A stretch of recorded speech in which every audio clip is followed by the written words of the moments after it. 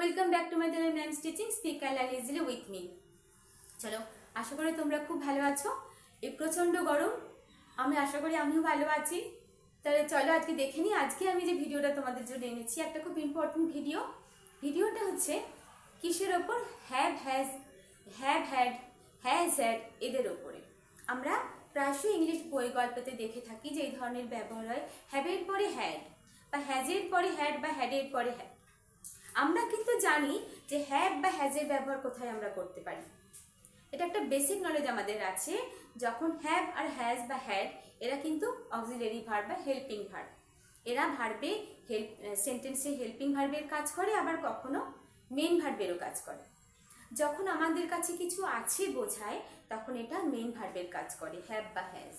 মানে আমার একটা বই আছে, আই হ্যাভ এ বুক। তোমার একটা বই আছে, ইউ হ্যাভ এ বুক। তোমার একটা পেন আছে, ইউ হ্যাভ আ পেন। তাহার একটা পেন আছে, হি হ্যাজ আ পেন। তাহাদের একটা বাড়ি আছে, দে হ্যাভ এ হাউস। তো যখন কিছু আছে বোঝায় তখন এই হ্যাভটা মেইন ভার্বের কাজ করে। ঠিক আছে, এবারে চলো, যখন আমরা এই হ্যাভ বা হ্যাড, হ্যাজ বা হ্যাড বা হ্যাড বা হ্যাড আমরা কোথায় ব্যবহার করব? যখন আমরা এটা পাস্ট পারফেক্ট বা প্রেজেন্ট পারফেক্ট টেন্সে আমি এদেরকে দেখতে পাবো। প্রেজেন্ট পারফেক্ট টেন্সে বা পাস্ট পারফেক্ট টেন্সে কোনো সেন্টেন্স তৈরির সময় তখন আমরা জানি পাস্ট পারফেক্ট বা প্রেজেন্ট পারফেক্টের ফর্মুলাটা কি? সাবজেক্ট, তারপরে হ্যাভ বা হ্যাজ, তারপরে ভিচি ভার্বের থার্ড ফর্ম, তারপরে object, rest of the sentence.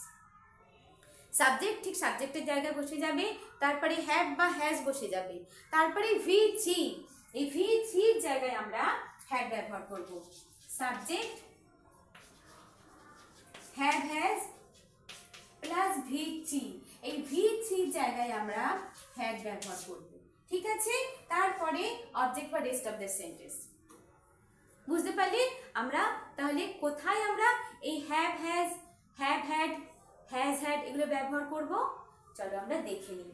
আর কোন কোন ভার্বের সাথে? সমস্ত ভার্বের সাথে কিন্তু আমরা হ্যাডকে ব্যবহার করতে পারি না। ইট, কিপ, ড্রিঙ্ক, ওয়ার্ক, সাফার, এই যে ভার্বগুলো আছে এদের সাথে আমি হ্যাভের পরে হ্যাড বা হ্যাজের পরে হ্যাড বা হ্যাডের পরে হ্যাড ব্যবহার করব। চলো আমরা দেখে নিই। প্রথমে আমি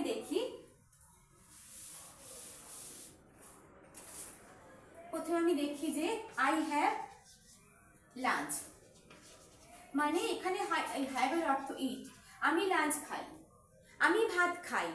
আই হ্যাভ রাইস, মানে এখানে হ্যাভের অর্থ হচ্ছে ইট, মানে এখানে হ্যাভটা হচ্ছে মেইন ভার্ব। কিন্তু আমি যদি বলি আমি ভাত খেয়েছি, তাহলে আমি কি বলবো? I have eaten rice. এইখানে হ্যাভটা কিন্তু আর মেইন ভার্ব না, এখানে হ্যাভ হয়ে গেল অক্সিলারি ভার্ব অর্থাৎ helping verb. Main verb it, ইটের third form eaten. Subject, auxiliary verb, তারপরে ভিচি, তারপরে অবজেক্ট। এই ইটেনের জায়গায় আমি লিখলাম হ্যাড। বুঝতে পারলে? ইটেন যে ভিচি সেইখানে আমি লিখলাম had. I have eaten rice না বলে কিরকম লাগলো? I have had rice. Have you eaten? Yes I had. Okay, ঠিক এইরকমই। চলো নেক্সট দেখি আর একটা। You have eaten breakfast. You have eaten breakfast, এখানে ইটেনের জায়গায় আমি কি লিখলাম? ইটেনটা কেটে আমি কি লিখে দিলাম? Had. You have had breakfast. Have you eaten breakfast? Have you eaten breakfast?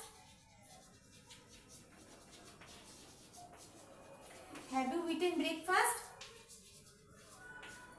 তাহলে এই ইটেনের জায়গায় আমি কি বলবো? Have you had breakfast? Yes I had.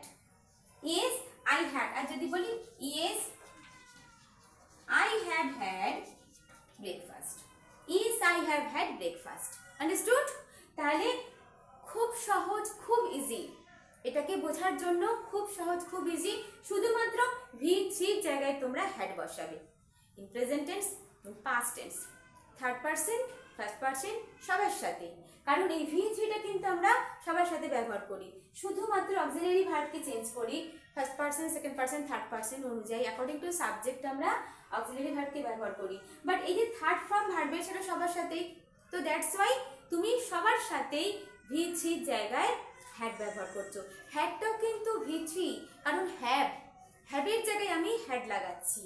I have, এখানে হ্যাভ ইট মেন ভার্ব, তো এই হ্যাভের থার্ড ফর্মটা হ্যাড। বুঝতে পেরেছো? তাহলে কোথায় আমরা হ্যাড ব্যবহার করছি? চলো এবার দেখে নিই। এখানে আমি ফার্স্ট পারসন সেকেন্ড পারসন দেখালাম। এবারে যদি আমি বলি Riya has drunk milk. Riya দুধ পান করেছে। রিয়া দুধ পান করেছে। এই ড্রাঙ্কের জায়গায় আমি ড্রাঙ্কটা কেটে কি লিখে দিলাম? Riya has had milk. এখানে ড্রিঙ্কের ব্যবহার আছে, এই ড্রিঙ্ক ভার্বটা আমরা ব্যবহার করতে পারি। তো ড্রিঙ্কের জায়গায় আমি কি লিখে দিলাম? ড্রিঙ্কের third form drink, drank, drunk, ড্রাঙ্কের জায়গায় লিখে দিলাম হ্যাড। তাহলে Riya has drunk milk. Understood?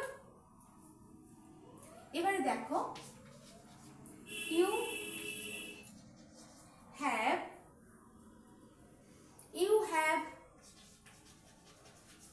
drunk tea.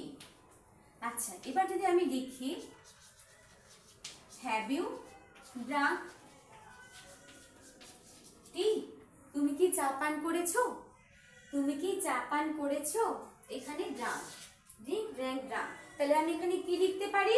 Have you had টি। ড্রাঙ্কের জায়গায় আমি কি লিখলাম? হ্যাড। জাস্ট মাত্র যেটা থার্ড ফর্ম V3 সেখানে হ্যাড বসালাম। Have you had tea, have you drunk tea, have you had tea. Understood? তাহলে কোথায় আমরা হ্যাজ ব্যবহার করছি? আমরা জানি থার্ড পারসন সিঙ্গুলার নাম্বার, কিন্তু তারপরে V3 অ্যাজ ইট ইজ আছে।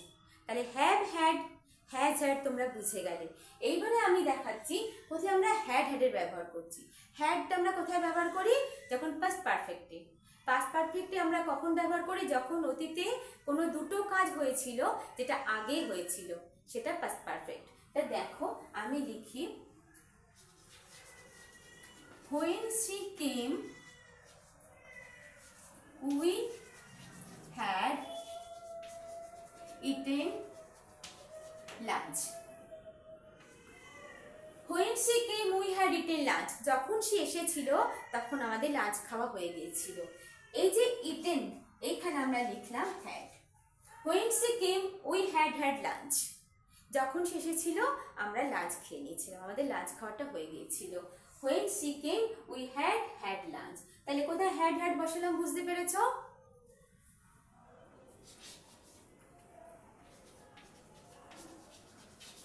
রামবাবু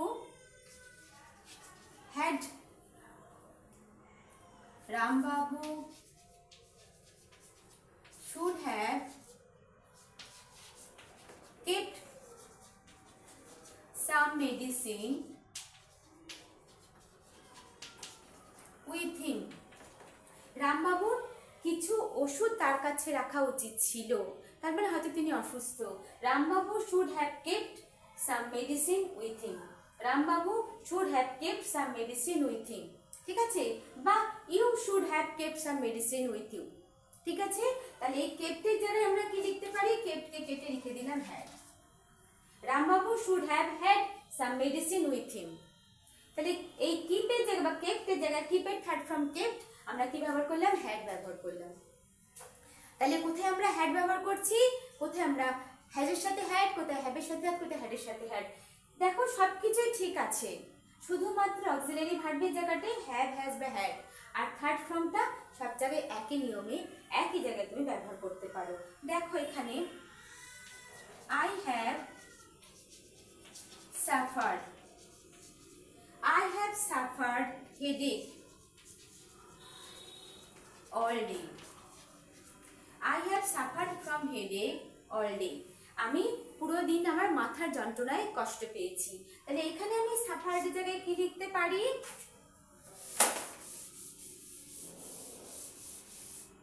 লিখতে পারি I have, সাফার্ডের জায়গায় আমি লিখতে পারি I have had headache all day। और সারা দিন আমি মাথার যন্ত্রণায় কষ্ট পেয়েছি। ঠিক আছে? I have had headache all day. I have suffered, এই হ্যাডটা কার জায়গায় এলো, এই হ্যাডটা এলো সাফার। তাহলে আমরা বুঝতে পারছি যে আমরা কোথায় আমরা এই হ্যাডটা ব্যবহার করছি, ভার্বের থার্ড ফর্মের জায়গায়। অর্থাৎ মেনলি এই সেন্টেন্সগুলো প্রেজেন্ট পারফেক্ট, পাস্ট পারফেক্ট টেন্সে ব্যবহার করা হয়। হ্যাভ হ্যাড, হ্যাজ হ্যাড বা হ্যাড হ্যাড। হ্যাডটা আমরা পাস্ট পারফেক্টে ব্যবহার করি, আর হ্যাভ বা হ্যাজ আমরা প্রেজেন্ট পারফেক্টে ব্যবহার করি।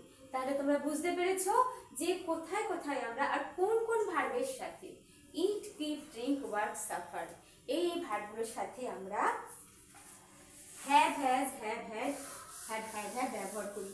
আশা করি তোমরা এই have, had, has, had, had হ্যাডের ব্যবহারটা বুঝতে পেরেছো। এটা খুব ইজি, এটা ব্যবহার করার জন্য বা তোমাদের শেখার জন্য বা মনে রাখার জন্য কোনো এক্সট্রা কিছু করতে হবে না, জাস্ট একটু প্র্যাকটিস করলেই ঘরে তোমরা বুঝতে পারবে।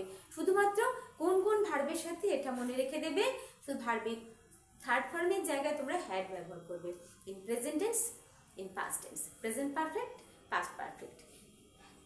Have third form, has third form, had third form. ওই থার্ড ফর্মের জায়গায় V3 জায়গায় তোমরা হ্যাড ব্যবহার করবে। আশা করি তোমরা আজকে ভিডিওটা বুঝতে পেরেছো, আমি তোমাদের বোঝাতে পেরেছি। যদি ভালো লেগে থাকে তাহলে একটা লাইক করো, শেয়ার করো আর কমেন্ট করতে ভুলো না। আর যদি মনে হয় তাহলে সাবস্ক্রাইব করো। Tata bye.